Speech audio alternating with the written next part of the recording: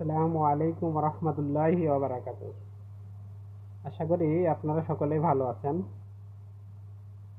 তো আজকের সকালটা শুরু হয়েছে যে চেম্বার দিয়ে কিছু মেডিসিন নিয়ে কথা বলি।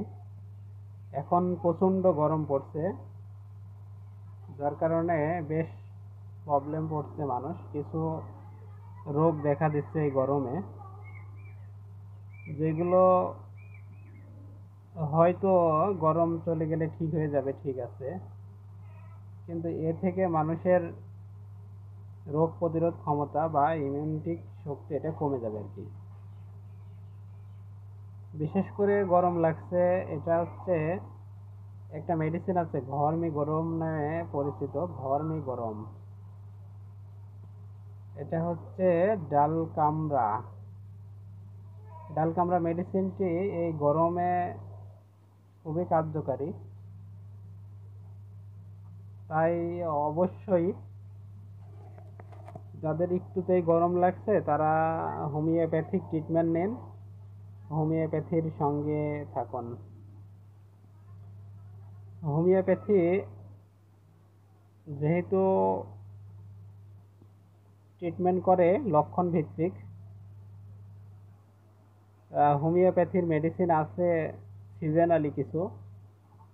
শীত, বর্ষা, গরম সব ঋতুর জন্যই হোমিওপ্যাথির কিছু মেডিসিন আছে আর কি।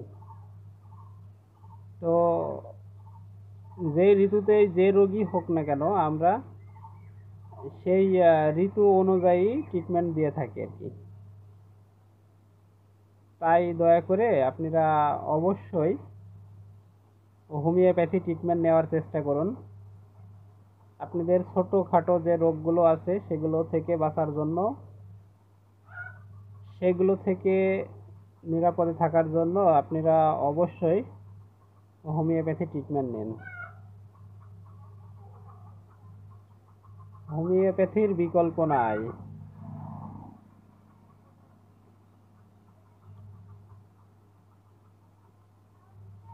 বর্তমান সময়ে যে বেলেডোনা খুব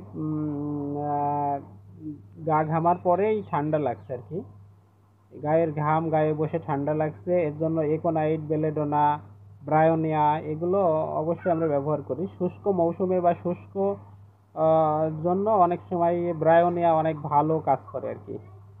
ব্রায়োনিয়া 30 বা ব্রায়োনিয়া ব্যবহার করা যায়। তবে অবশ্যই আপনারা যে কোনো মেডিসিন ব্যবহার করতে হইলেই হোমিওপ্যাথিক ডাক্তারের কাছ থেকে এবং ডাক্তারের পরামর্শ অনুযায়ী ব্যবহার করবেন। কখনোই আপনারা নিজেরা ওষুধ ব্যবহার করবেন না। হোমিওপ্যাথি যেমন উপকারী, ঠিক তেমনই এর কিছু বিপরীতমুখী কাজ আছে, যেগুলো আপনারা যখন নিজেরা ব্যবহার করবেন তখন এর একটা ক্ষতির দিক দেখা দেবে। যেমন একটা ক্ষতি হচ্ছে, আপনি যখন কোনো মেডিসিনের 200 শক্তি খাবেন, তখন আপনি দেখলেন না এই মেডিসিনটা আপনার জন্য 200 মেডিসিনটা খুব একটা কার্যকারী নয়, কিন্তু তখন আপনি 30 খাবেন, এই 30-তে আর কোনো রেজাল্ট আসবে না। আপনি তখন 1M, 10M, 50M, সিএম যাই খান না কেন, কিন্তু আপনি রেজাল্ট আসবে না। এই কারণে আপনি যদি মেডিসিনটা সঠিক নির্বাচন না করে খান, তো এই একটা ভুল হবে আর কি। এই ভুলটার জন্য আপনার মানে এর খেসারত হবে না, এটা আপনি কোনো মতেই আর সংশোধনে আনতে পারবেন না। তখন হয়তো অন্য কোনো মেডিসিনের সিমটম দেখা দেবে। আপনি তখনই যদি কোনো একটা ভালো ডাক্তার কিংবা একজন অভিজ্ঞ ডাক্তারের কাছে যাইতেন, উনি আপনাকে সঠিক ওষুধটা নির্বাচন করে দিত যে আপনার জন্য 30 কি 200। আপনি তখন উনি যদি 30 দিতেন, হয়তো আপনি খুব দ্রুতই রেজাল্টটা পাইতেন। তো এটা একটা সিম্পল প্রবলেম, যে এমন প্রবলেমগুলো খুবই কম হয়। হোমিওপ্যাথি যেহেতু পাওয়ারের উপরে খুব একটা নির্ভরশীল নয়, এখানে ঔষধ নির্বাচনের উপরে নির্ভরশীল। তাই আপনারা অবশ্যই হোমিওপ্যাথি ওষুধ খাওয়াকালীন কোনো না কোনো অভিজ্ঞ ডাক্তারের পরামর্শ নিয়েই খাবেন। কখনো নিজেরা নিজের মস্তিষ্ক অনুযায়ী ওষুধ খাবেন না। হোমিওপ্যাথি ওষুধের এমন অনেকগুলো আপনার হচ্ছে প্রবলেম আছে, যেগুলো প্রবলেমগুলো শুধু হোমিওপ্যাথি ওষুধ যেন আপনি শরীরে এই প্রবলেমগুলো ফেস করে যে ঔষধ আর শরীরে কাজ করে না, এটাই হচ্ছে সমস্যা। অনেকেই আমরা বলি যে আমি এই রোগের জন্য হোমিওপ্যাথি খাইছি তো, কিন্তু খুব একটা রেজাল্ট হয় নাই। হ্যাঁ, এটা বাস্তব কথা যে হোমিওপ্যাথি খাইছেন কিন্তু রেজাল্ট হয় নাই, এমন হাজারো রোগী আছে যারা হোমিওপ্যাথি খাইছে।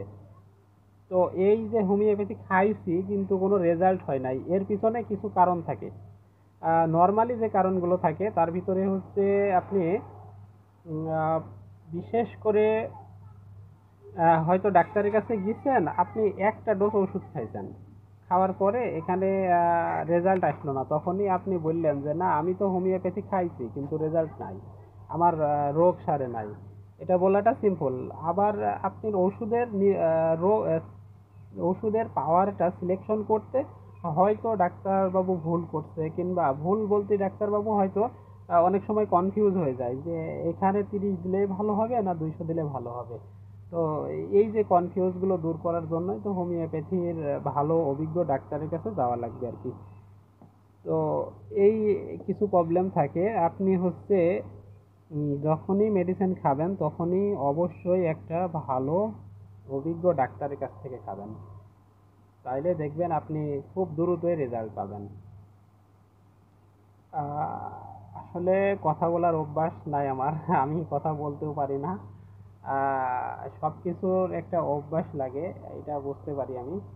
কিন্তু যাই হোক আর কি, কিছু কথা বলার চেষ্টা করছি।